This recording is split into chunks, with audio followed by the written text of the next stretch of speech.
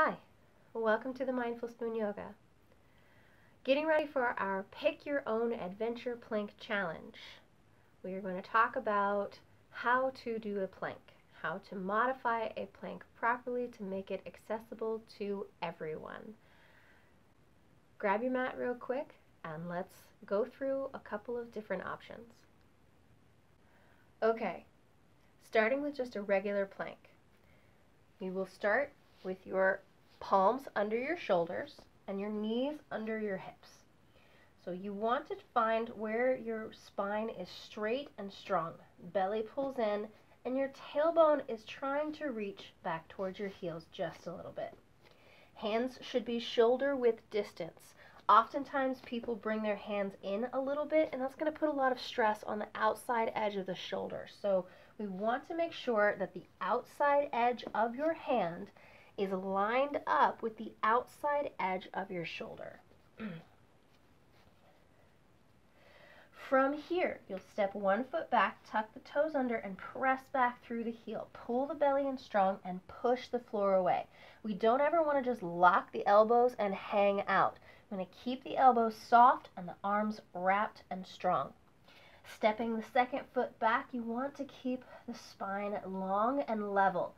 We don't want to let it start sagging down here. That's going to put stress on the lower back. And we don't want to find ourselves in kind of a halfway point between plank and downward dog.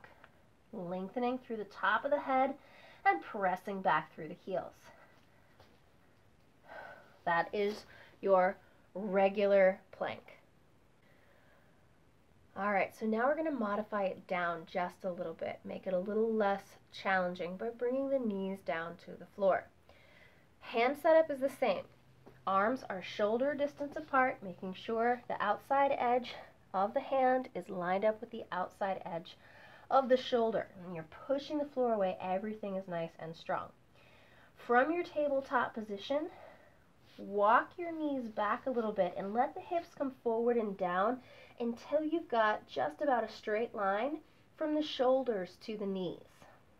You can tuck the toes under here, but I feel like that puts more pressure on the kneecaps. I like to push the tops of the feet into the floor to help squeeze through the belly just a little bit more. Okay, that's 2 options. Now, if you have any issues with your wrists at all, if they get grumpy, putting pressure on them with the wrists bent, then you can always come down to your elbows. To set up for that, find your tabletop position, lower your elbows right below your shoulders. Now you can press your palms into the floor, you can interlace the fingers and push the fists down. It's totally up to you. Now your options here. Stepping the feet back, you want to keep the spine level, just like we did when we're on the palms. Stepping back here and press back through the heels, push down through the fists to keep everything nice and strong. Making sure not to let the hips sag and making sure not to sink down into the shoulders. You want to be actively pressing the floor away the whole time.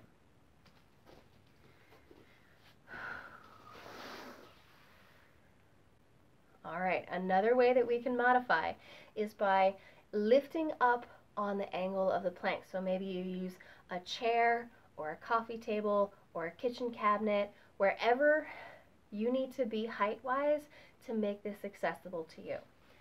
So, to use the chair, we want to bring the palms flat. You can also hold on to the chair, but I'd like to challenge you to try and keep your palms flat on the chair. Stacking your shoulders right over the wrists, still lining up the outside edge. We'll step the feet back just a little bit till you're up on the toes, and then try to find a straight line from the shoulders to the heels. Still pushing the chair away from you. Arms are soft. We're not just locking the elbows and hanging out. Squeeze. Everything is strong and active.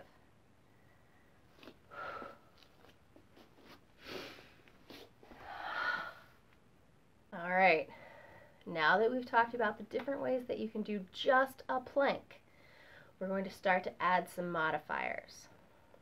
The first one being whether you are on your palms, on your knees, on your elbows or even on an elevated surface like a chair, you can do this one. So setting yourself up, you'll find your plank, everything nice and strong, and all you're going to do is shift the weight slightly side to side until you feel the weight more in one hand and then the other. Nice and strong. So that's the first modifier. The next one is coming forward and back. Forward and back. If your wrists are grumpy, this might not be a good one for you. So those are our first two modifiers. They seem simple. It's not a huge movement. It's a little bitty tiny movement, but just that little bit of rocking side to side or forward and back is going to make a huge difference. These next modifiers are for my really adventurous folks. If you get bored just hanging out in a plank position for a minute or two or three, these are going to take it up a notch. So you can do them on the toes. You can do these modifiers on, some of these modifiers on the knees. I'll show you the different ones you can do. Setting up into your full plank position. The first one, you want to walk the hands in just a little bit. Walk the feet out just a little bit. Everything's nice and strong here. And then you're just going to slowly shift the weight from hand to hand to tap the opposite shoulder. The next one is shifting the weight from hand to hand to stretch the arm forward. Now in those two, the goal is to not let the hips rock side to side. You want to keep everything as still as possible while you're moving your arms. The next modifier is going to be the lower half of the body. So that means setting up in your full plank position. Now this one can only be done from the toes. You can do it if you're on your elbows though. Setting yourself up, you lift one leg and lift the other. Slow march, trying to keep the leg completely straight as you reach it up and back.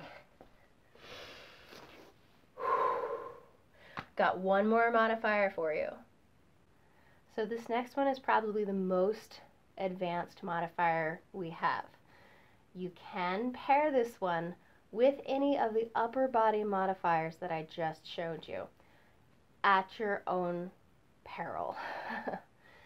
So this one, we're going to elevate the feet, trying to create a straight line with the entire body.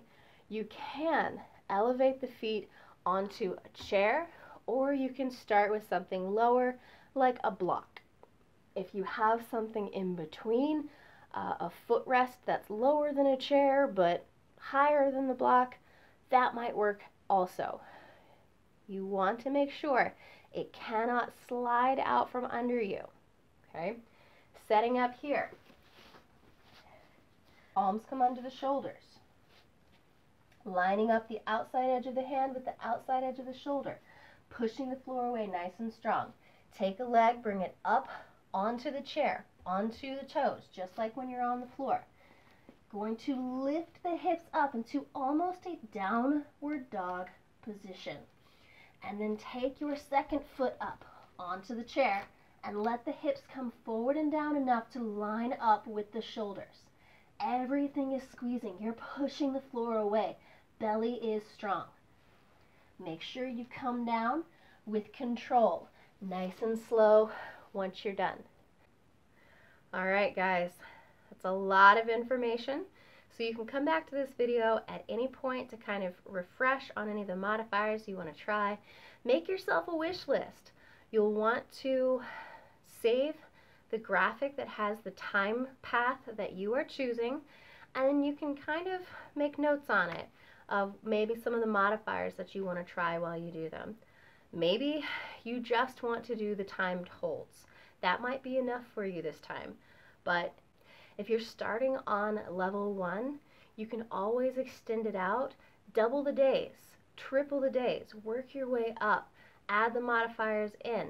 You can stay on the path 1 time level, but add modifiers to it in the next 14 days. You can do whatever you want with this program. All right, we're going to be starting tomorrow. So have everything ready to go. I recommend doing this as first thing in the morning as you can. You don't want to wait until the end of the day because then you're just not going to want to do it. So try to do it early. If you're ready, I'll see you on the mat tomorrow to get started.